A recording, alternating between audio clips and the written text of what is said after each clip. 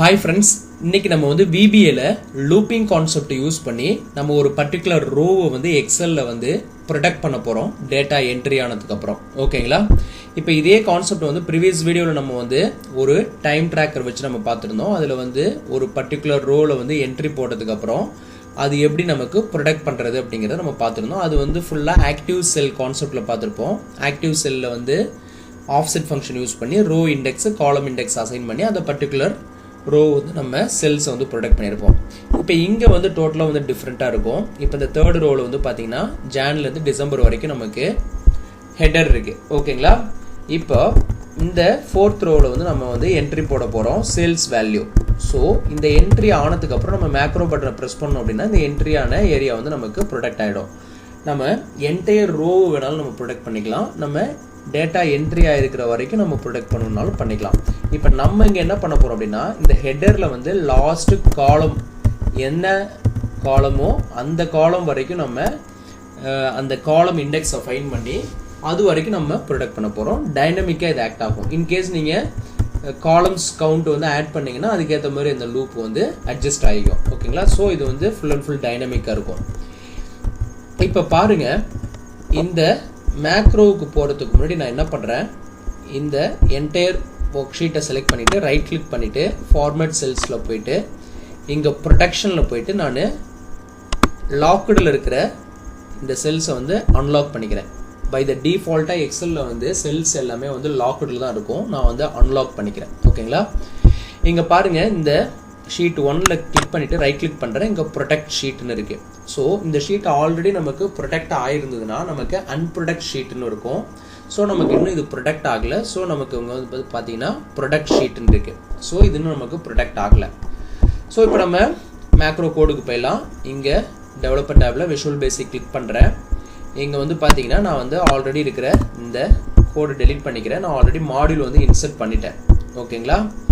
இந்த மாடியூலில் நான் வந்து சப் ப்ரொசீஜர் வந்து கிரியேட் பண்ண போகிறேன். இங்கே வந்து பார்த்தீங்கன்னா ப்ரொடக்ட் ரோன்னு சொல்லி நான் கொடுத்துக்கிறேன். கொடுத்துட்டு 2 வேரியபிள் நான் டிக்ளேர் பண்ணேன். ரெக்வயர்டு வேரியபிள் வந்து நான் இங்கே டிக்ளேர் பண்ணிக்கிறேன். dim j as long data type, அதே மாதிரி dim last column as long data type. So இந்த jன்ற வேரியபிள் லூப்பிங்கில் யூஸ் பண்ண போகிறோம். இந்த லாஸ்ட் காலம் அப்படின்ற வேரியபிளில் வந்து நம்ம அந்த லாஸ்ட் காலமோட இண்டெக்ஸ் நம்பரை நம்ம ஸ்டோர் பண்ண போகிறோம். எத்தனாவது காலம் அப்படிங்கிற அந்த நம்பரை வந்து இங்கே ஸ்டோர் பண்ண போகிறோம். இப்போ ஃபர்ஸ்ட் நான் என்ன பண்ணுறேன், இந்த லாஸ்ட் காலம் அப்படின்ற வேரியபிளில் லாஸ்ட் காலமோட இண்டெக்ஸ், அந்த லாஸ்ட்ல என்ன வேல்யூ இருக்கோ இந்த காலம்ல தேர்ட் ரோ பேஸ் பண்ணி நான் காலம் ஃபைண்ட் அவுட் பண்ண போகிறேன். Last column. ஓகேங்களா? ஃபைண்ட் அவுட் பண்ணி அந்த லாஸ்ட் வேல்யூ என்னவோ அதோட இண்டெக்ஸ் எடுத்து ஸ்டோர் பண்ண போகிறேன். ஸோ இது ஆல்ரெடி தெரியும், நம்ம லாஸ்ட் ரோ எப்படி ஃபைண்ட் பண்ணுவோமோ அதே மாதிரி லாஸ்ட் காலம் இங்கே வந்து ஃபைண்ட் பண்ணுறோம். ஒர்க் ஷீட்ஸ் ஆஃப் என்னோட ஷீட் 1, பிகாஸ் நமக்கு இங்கே வந்து பார்த்தீங்கன்னா ஷீட் நேம் வந்து ஷீட் 1. இந்த ஷீட் 1ல் டாட் செல்ஸ் ஆஃப் இங்கே தேர்ட் ரோவில் இருந்து தான் நம்ம அந்த ஹெடர் இருக்குது. தேர்ட் ரோவில் இருக்குது ஹெடரு. ஸோ ரோ நம்பர் தேர்டு கொடுத்துட்றேன். காலம் வந்து பார்த்தீங்கன்னா காலம்ஸ் டாட் கவுண்ட் யூஸ் பண்ணிக்கிறேன். பிகாஸ் எனக்கு இங்கே காலம் கவுண்ட் எடுத்துரும். எண்டு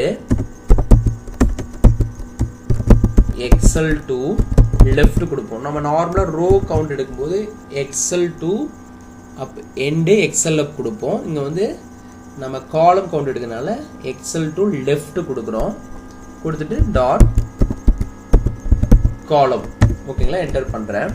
இப்போ எனக்கு என்ன பண்ணணும்னா இந்த தேர்ட் ரோ பேஸ் பண்ணி இந்த எண்டு வரைக்கும் போயிட்டு இப்படி எக்ஸல் டு லெஃப்ட் போகும்போது லாஸ்ட்டு காலம் ஹெடர் என்ன இருக்கோ இந்த தேர்ட் ரோவில் அதில் வந்து அதோட இண்டெக்ஸ் நம்பர் எடுத்து ஸ்டோர் பண்ணிடும். இப்போ வந்து பேசிக்காக நம்ம பார்த்தோன்னா இந்த டிசம்பருங்கிறது வந்து 13th காலமில் இருக்குது. ஸோ 13ன்னு சொல்லிட்டு அங்கே ஸ்டோர் ஆகிடும். இதுதான் கான்செப்ட். இப்போ வந்து நான் ஒரு ஃபார் லூப் யூஸ் பண்ணுறேன். For j equal to 1 to last column சொல்லி கொடுத்துட்றேன். இப்போ எனக்கு என்ன ஆகும்னா இங்கே 13 சொல்லி எனக்கு இங்கே ஸ்டோர் பண்ணியிருக்கோம். ஸோ இந்த 1ன்றது வந்து பார்த்தீங்கன்னா ஜேன்றது காலம் தான் நம்ம 1ல் இருந்து last column till last column சொல்கிறோம். ஸோ இந்த ஏ காலம் 1 2 3 4 5 டில் இந்த 13th காலம் வரைக்கும் போகும். அதுக்கப்புறம் நான் ஃபார் லூப்பில் ஜே வந்து 1 ஃபர்ஸ்ட் காலம் வந்து லாஸ்ட் காலம் அப்படின்ற வேரியபிள் வரைக்கும் கொடுத்துட்டேன். இப்போ ஆக்டிவ் செல் டாட் ஆஃப்செட்டு ரோ இண்டெக்ஸ் வந்து பார்த்தீங்கன்னா 0 கொடுத்துட்றேன். எனக்கு டவுன்லையும் போகக்கூடாது அப்லையும் போகக்கூடாது. ஸோ நான் சேம் ரோ கொடுத்துக்கிறேன். எனக்கு காலம் இண்டெக்ஸ் வந்து டைனமிக்காக சேஞ்ச் ஆகணும். இங்கே வந்து பார்த்தீங்கன்னா ஜே கொடுத்துட்றேன். ஓகேங்களா, கொடுத்துட்டு dot logged equal to true கொடுத்துறேன். இப்போ என்ன ஆகும்னா என்னோட ஆக்டிவ் செல்லில் இருந்து இப்போ ஃபார் எக்ஸாம்பிள் என்னோட ஆக்டிவ் செல் இந்த ஏ காலம்ல இருக்கிற இந்த 2015 இதுதான் நான் ஆக்டிவ் செல்லாக வச்சிருப்பேன். இதுல இருந்து ஃபர்ஸ்ட் காலம்ங்கிறது இது, செகண்ட் காலம்ங்கிறது இது, தேர்டு இது, ஃபோர்த் இது, ஃபிஃப்த் இது, இப்படி வரும். ஓகேங்களா, இதுதான் கான்செப்ட். நம்ம ஆக்டிவ் செல்லையும் வந்து லாக் பண்ணணும்னாலும் பண்ணிக்கலாம். இப்போ இங்க வந்து இந்த இடத்துல லூப்பிங்ல ஃபர்ஸ்ட் நான் என்ன பண்றேன், active sell dot logged equal to true கொடுத்துக்கிறேன். ஓகேங்களா, இப்போ நமக்கு என்னன்னா இந்த ஏ காலமே நமக்கு லாக் பண்ணிடும். ஓகேங்களா, இதுதான் கான்செப்ட். இதுக்கப்புறம் இந்த லூப்பை வந்து நெக்ஸ்ட் கொடுத்துக்கிறேன்.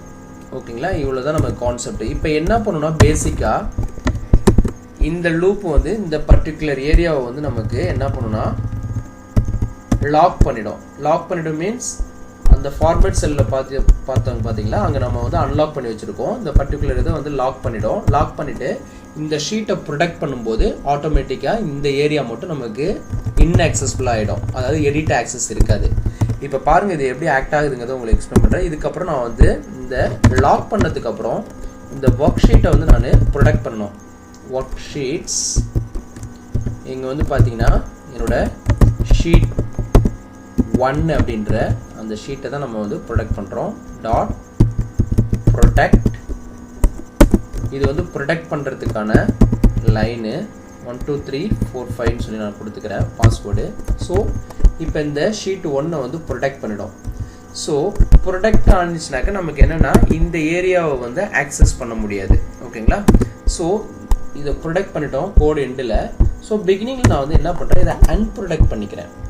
இன்கேஸ் நம்ம ஏதாவது ப்ரொடக்டில் இருந்ததுன்னா மேக்ரோ நமக்கு இஷ்யூஸ் வரும். ஸோ நான் இதை வந்து அன்ப்ரொடக்ட்னு சொல்லிட்டு கொடுத்துக்கிறேன். ஃபர்ஸ்ட் வந்து நமக்கு என்ன பண்ணோம், இந்த ஷீட் வந்து ப்ரொடக்டில் இருந்தால் அன்ப்ரொடக்ட் பண்ணிடும். அதுக்கப்புறம் இந்த லாஸ்ட் காலம் கவுண்ட் எடுக்கும் எங்கே இருந்துனாக்க அந்த தேர்ட் ரோ பேஸ் பண்ணி.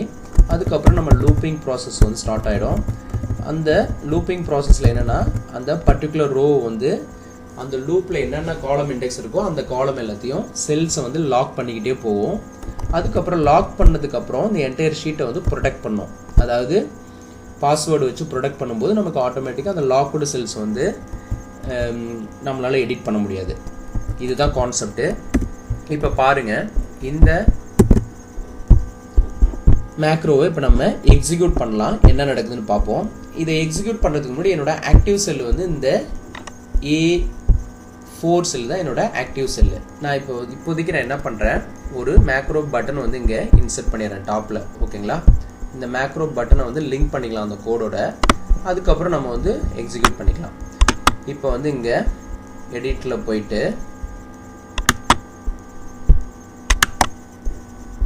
எடிட் டெக்ஸ்டில் ப்ரொடக்ட் ரோன்னு சொல்லி நான் கொடுத்துருக்கேன். ஓகேங்களா, நேம் வந்து product row. Little zoom in பண்ணிக்கிறேன். ஃபார்மேட்டில் போயிட்டு கலர் வந்து சேஞ்ச் பண்ணிக்கிறேன். இங்கே வந்து பார்த்தீங்கன்னா bevel எஃபெக்ட் வந்து பார்த்தீங்கன்னா கொடுத்துக்கிறேன். ஸோ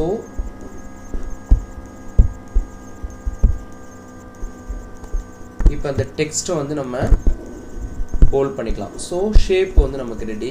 இதில் வந்து நான் என்ன பண்ணுறேன், ரைட் கிளிக் பண்ணிவிட்டு அசைன் மேக்ரோவில் போயிட்டு ப்ரொடக்ட் ரோன்னு கொடுத்தோம் பார்த்தீங்களா, அந்த மேக்ரோ நான் லிங்க் பண்ணிக்கிறேன். ஸோ இப்போ பாருங்க, நான் இந்த இடத்துல வந்து வேல்யூ என்ட்ரி பண்ணுறேன். சம் டம்மி வேல்யூ தான் நான் என்ட்ரி பண்ணுறேன், சேல்ஸ் வேல்யூ.